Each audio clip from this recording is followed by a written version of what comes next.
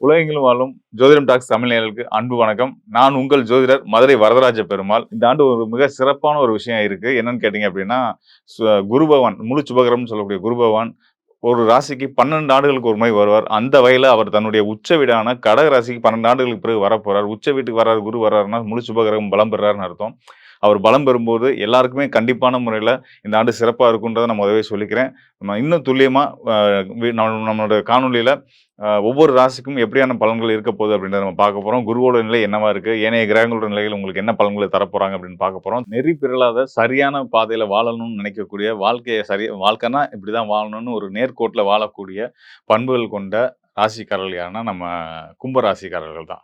அது மட்டும் இல்லாம மாற்று சிந்தனைகள், அதாவது மாற்றி யோசிக்கக்கூடிய திறன், ஒரு விஷயத்த வந்து இப்படி செய்யலாம், இப்படிதான் செய்யணுமா, இப்படி செய்யலாமே, இதன் மூலியமா நம்ம எளிதா அந்த காரியத்தை சாதிக்கலாமே அப்படின்ற மதிநுட்பம் கொண்டவங்களாகவும், விடாமுயற்சிக்கு பேர் போனவங்களாகவும், இதெல்லாம் இருந்தாலும் கூட நற்பண்புகள், நல்ல எண்ணங்கள், எல்லாரும் நல்லா இருந்தா நாம நல்லா இருப்போம் அப்படின்றத பெருசா நம்பக்கூடிய ராசிக்காரர்கள் யாருன்னு கேட்டீங்கன்னா, கும்ப ராசிக்காரர்கள் தான்.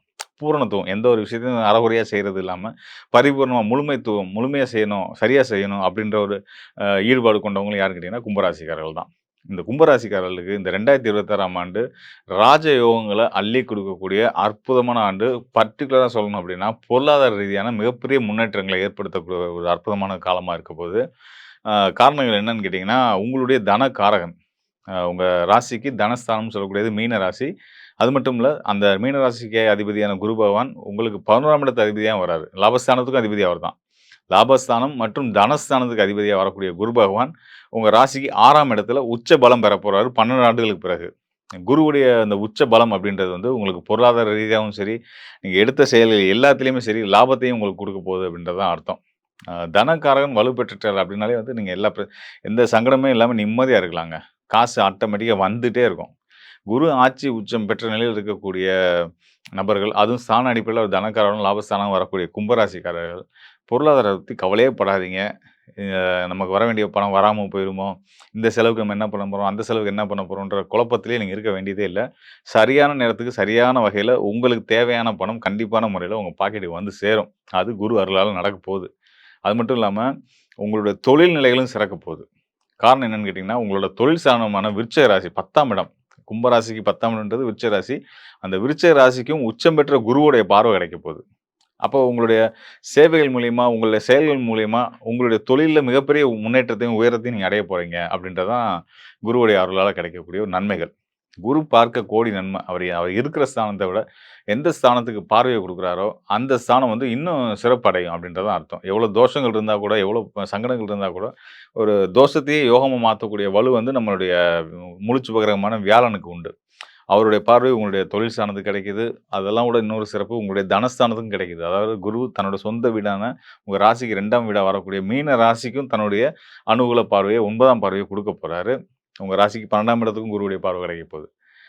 12ஆம் இடத்துக்கு குரு பார்வை சுப விரயங்கள குடுக்கும். உங்க ராசிக்கு 2ஆம் இடமான தனஸ்தானம்னா குருவுடைய அவரோட வீட்டுக்கே அவருடைய பார்வை கிடைக்கிறதுன்றது வந்து, உங்களுடைய குடும்ப ஒற்றுமைகள், கணவன் மனைவி உறவு சிறக்கிறது, திருமண தடைகள் நீங்குறது, நண்பர்களுக்குள்ள இருக்கக்கூடிய மனஸ்தாபங்கள் விலகி, எல்லாரும் சஞ்சலங்கள், சங்கடங்கள்லாம் நீங்கி ஒத்துமையா வாழ்றதுக்கான ஒரு அற்புதமான காலம். குடும்பத்தில இருக்கக்கூடிய சின்ன சின்ன சங்கடங்களும், சச்சரவுகளும் விலகிடும். குறிப்பா கடன் சார்ந்த விஷயங்கள். கும்ப ராசிக்காரர்களுக்கு எப்பயுமே கடன் வந்து ஒரு ரத்தத்தில ஊறுன மாரி தொடர் கத தான். கண்டிப்பா இருந்துட்டே தான் இருக்கும். ஆனா, இனி வர்ற காலங்கள்ல நீங்க அந்த கடனால வளரப் போறீங்க. அது நீங்க வாங்குன கடனா இருக்கலாம், நீங்க குடுத்த கடனா இருக்கலாம். எல்லாமே உங்களுக்கு வந்து திரும்ப ஆதாயமா வந்து நிக்கப் போகுது. உங்களுடைய நம்ம மீண்டும் ஒரு முறை சொல்றேன். உங்களுடைய நல்ல எண்ணங்களும், நல்ல சிந்தனைகளும், மாற்றி யோசிக்கிற திறனும் உங்கள வந்து வாழ்க்கையில மிக சிறந்த உயரத்துக்கு கொண்டு போகும். அது மட்டும் இல்லாம, கிரகச் சூழல்கள் வந்து கோச்சார நிலைகள் உங்களுக்கு சாதகமா இருந்தாலும் கூட, தெய்வ பக்தி அப்படின்றது ரொம்ப முக்கியமானது. உங்களுடைய ராசிக்கு பாக்கியநாதன் சொல்லக்கூடியவர் யாருன்னு கேட்டீங்கன்னா, சுக்கிரன். சுக்கிரன் யாருன்னா, மகாலட்சுமியோட அம்சம். ஸோ மகாலட்சுமி வழிபாடு, அதுவும் குறிப்பா வந்து பார்த்தீங்கன்னா, மலை ஸ்தலங்கள்ல இருக்கக்கூடிய பெருமாள் ஆலயங்களுக்கு, விஷ்ணு ஆலயங்களுக்கு போய் நீங்க வழிபட்டு, தாயாரையும் வழிபட்டு, துளசி மாலை வாங்கி குடுத்து, நெய் விளக்கு ஏற்றி வழிபட்டு வந்தீங்க அப்படின்னா, உங்க வாழ்க்கை மேலும் மேலும் சிறக்கும் அப்படின்றத சொல்லிக்கிறேன். அது மட்டும் இல்லாம உங்களுடைய வெற்றிக்கு பக்தி ஒரு காரணமா இருக்கும். அதே நேரத்தில நீங்க செய்யக்கூடிய தர்ம காரியங்களும் மிகச் சிறந்த காரணமா இருக்கும். அதாவது உங்க வார்த்தையால யாரையும் பழிக்காம நல்லத சொல்லுங்க. இருக்கிறதிலேயே சிறந்த அறச்செயலா வந்து நம்ம சித்தநாதர்கள்ல திருமூலர் சொல்லக்கூடியது வந்து பார்த்தீங்கன்னா, ஒருத்தரோட காயம்பட்டு இருக்க ஒருத்தருடைய மனசு ஆறும்படியான நல்ல வார்த்தைகள் பேசுறேன்னு சொல்லியிருக்காங்க. ஏன்னா, உங்களுடைய வாக்குஸ்தானத்துக்கு அதிபதி குருவான் உச்சம் பெறதுனால, ஒருத்தர் கஷ்டத்துல இருக்கவன பார்த்து, "நீ கோடீஸ்வரன் ஆயிருவேன்னு" சொன்னீங்கன்னா நடந்துரும். அந்த அளவுக்கு உங்க வாக்குஸ்தானம் பலம் பெறப்போகுது. யார் யார் என்னென்ன துன்பத்தில இருக்காங்களோ, துன்பங்கள்ல இருக்கவங்களோட மனச சாந்திப்படுத்துற மாரி நல்ல வார்த்தைகள அவங்களுக்கு குடுத்து, அவங்களுடைய வாழ்க்கையில ஒரு சந்தோஷத்தையும், மகிழ்ச்சியையும் ஏற்படுத்துங்க. அதுவே உங்களோட வெற்றிக்கும் பெரிய உதவியா இருக்குன்றதை நான் உங்களுக்கு வந்து அழுத்தமா சொல்லிக்கிறேன். மேலும் இந்த 2026ஆம் ஆண்டு எல்லா ராசிக்காரர்களுக்கும் மிக சிறந்த யோகத்த குடுக்க போகுது. இந்த ராசி, அந்த ராசின்றத தாண்டி எல்லா ராசிக்குமே 2026ஆம் ஆண்டு ஒரு யோக காலம் அப்படின்றது உச்சபட்சமான வெற்றிகளையும், ஜாக்பாட் யோகங்களையும் குடுக்கக்கூடிய ஒரு அற்புதமான காலம் அப்படின்றத நம்ம வந்து அடிச்சு சொல்ல முடியும். அதுக்கான காரணங்கள் நம்ம முன்னயே சொன்ன மாரி வந்து பார்த்தீங்கன்னா, 12 ஆண்டுகளுக்கு பிறகு குரு உச்ச பலம் பெறப் போறாரு. 30 ஆண்டுகளுக்கு பிறகு மீன ராசியில சனி பகவான் வந்து அமரப் போறாரு. ஸோ, அந்த ஆண்டு கிரகங்கள்ல அதிகமான காலங்கள் ஒரு ராசிக்கு மீண்டும் வர்றதுக்கு எடுத்துக்கக்கூடிய கிரகங்கள் பார்த்தீங்கன்னா, சனி, நம்ம ஒரு குரு இவங்க தான். ஸோ, இதில வந்து சனி வந்து 12 ஆண்டுகளுக்கு பிறகு ஒரு ராசிக்கு வந்து அவர் உச்ச பலம் பெறுறது. தன்னோட உச்ச வீட்டுக்கு வந்து கடக ராசிக்கு வந்து தன்னோட நட்பு வீடு. கடக ராசி வந்து குரு பகவானுக்கு ரொம்ப பிடிச்ச வீடு. ஸோ, அங்க தான் அவர் உச்ச பலம் அடையறாரு. ஸோ, அது வந்து ரொம்ப சிறப்பு. அதாவது எல்லோரோட மனசுலயும் வந்து அமைதியும், சாந்தியும், நிம்மதியும் குடுக்கக்கூடிய விஷயத்த குரு பகவான் செய்யப் போறாரு. ஸோ, அதான் இங்க நடக்கக்கூடிய ஒரு நல்ல விஷயமா இருக்கு. இந்த குரு பகவான் வந்து நம்ம தனிப்பட்ட ஜாதகம், தனிப்பட்ட நபர்கள் அப்படின்றத தாண்டி உலகளாவிய அளவிலேயே வந்து பார்த்தீங்கன்னா, நாடுகளுக்குள்ள இருக்கக்கூடிய பதட்டங்கள், சங்கடங்கள் இதெல்லாம் தீர்க்கப் போறாரு. அது மட்டும் இல்லாம இயற்கை சீற்றங்கள், பேரிடர்கள் இதனால வந்து நெறைய பேர் துன்பப்பட்டுட்டு இருப்பாங்க, கஷ்டப்பட்டுட்டு இருப்பாங்க. வறுமையினால கூட சில நாடுகள்ல வந்து சிக்கல்கள், பிரச்சனைகள்லாம் இருந்துட்டு இருக்கு இல்லையா? அது எல்லாமே கூட மாறக்கூடிய ஒரு அற்புதமான ஆண்டு இந்த 2026ஆம் ஆண்டு. இந்த தசாப்தம், இந்த 10 வருஷம் அப்படின்னு எடுத்துக்கிட்டோம்னா, 2020லேருந்து 2030 வரைக்குமான இந்த காலத்தில, இந்த 2026ஆம் ஆண்டு மிக சிறந்த உன்னதமான ஒரு யோகமான ஆண்டு அப்படின்றதுல எந்த சந்தேகமும் வேண்டியதில்ல. காரணம் குரு பகவான் உச்ச ஸ்தானத்துக்கு வர்றது தான். இதுக்கு அடுத்ததா குருவுடைய பயணங்களும் ரொம்ப சிறப்பாவே இருக்கு. அடுத்தடுத்த ஆண்டுகளுமே வந்து பார்த்தீங்கன்னா, அவர் நல்ல நிலைக்கு தான் வர்றாரு. அசுப கிரகங்கள செயல்பட முடியாத அளவுக்கு தடுக்கிற நிலையில குரு பகவான் இருந்துட்டே தான் இருக்க போறாரு. ஸோ, குரு தான் இன்னைக்கு நம்ம ஹீரோன்னு வச்சுக்கோங்களேன். இந்த ஆண்டோட ஹீரோ குரு பகவான் தான். குருவால சிறப்பு பலன்கள பெறக்கூடிய ராசிகள் எல்லா ராசிகளையும் தாண்டி நான் எல்லாருக்குமே அது கிடைக்கும் அப்படின்னு சொல்லியிருக்கேன். ஒரு நல்லவன் உச்சம் பெற்றா எல்லாத்துக்கும் நல்லதுங்க. அதில எந்த சந்தேகமே கிடையாது. மலை போல இருக்கக்கூடிய பிரச்சனைகளாகட்டும், எவ்வளோ பெரிய பிரச்சனைகளாகட்டும், தீராத பிரச்சனைன்னு நெனச்சிட்டு இருக்கலாம். ஒருத்தர் வந்து கடன் சார்ந்த விஷயங்கள் இதிலிருந்து எப்படி மீள போறேன் அப்படின்னு நெனச்சு பயந்துகிட்டு இருப்பீங்க. ஒரு சிலர் ஆரோக்கியம் சார்ந்த பிரச்சனைகள்ல இதில இந்த இந்த இந்த சிக்கல்ல இருந்து நான் எப்படி மீள போறேன்னு தவிச்சிட்டு இருப்பீங்க.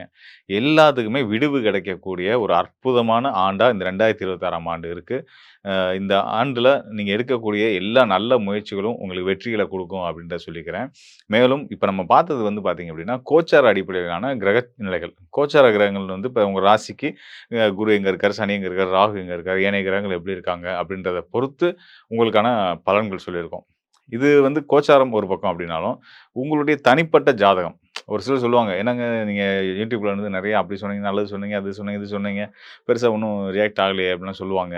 அப்ப வந்து என்ன காரணமா இருக்கும் அப்படின்னு கேட்டீங்க அப்படின்னா, அவங்களோட தனிப்பட்ட சுய ஜாதகம். சுய ஜாதகத்துல அவங்களுக்கு நடந்துட்டு இருக்கக்கூடிய தசா புத்திகள், அவங்களுடைய லக்னம், அவங்களுடைய அந்த பிறந்த நேரத்துல அவங்களோட ஜாதகத்தின் அடிப்படையில் இருக்கக்கூடிய கிரகச் சூழல்கள், இதெல்லாம் பொறுத்து பலன்கள் கண்டிப்பான முறையில மாறுதல் இருக்கும். ஸோ, அப்ப நம்ம எப்படி பலன் சொல்லணும் அப்படின்னா, சுய ஜாதகத்தையும் எடுத்துக்கிறணும், கோச்சாரத்துல தற்காலத்துல கிரக நிலைகள் எப்படி இருக்குன்றதையும் எடுத்துக்கணும். 2யும் கலந்து தான் இன்னும் சொல்லணும்னா, ஜோதிடம் அப்படின்றது வந்து பார்த்தீங்கன்னா, 3 நிலைகள்ல இயங்கக்கூடியது. விதி, மதி, கதி அப்படின்ற நிலைகள்ல இயங்கக்கூடியது. இதுல விதி அப்படின்றது வந்து லக்னம். நம்ம பிறந்த நேரத்தின் அடிப்படையில நம்ம 12 ராசிகள்ல ஒரு ராசி நம்ம லக்னமா வரும்.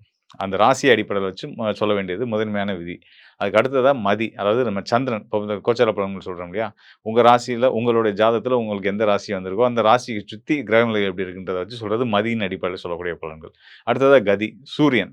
சூரியன வச்சு சூரியனுக்கு உங்களுடைய நீங்க பிறந்த நேரத்துல உங்களுடைய ஜாதக கட்டத்துல சூரியன் எங்க இருக்காருன்னா, அவர சுத்தி எப்படி கிரகங்கள் இருக்கு அப்படின்றத வச்சு சொல்லக்கூடிய பலன்கள்.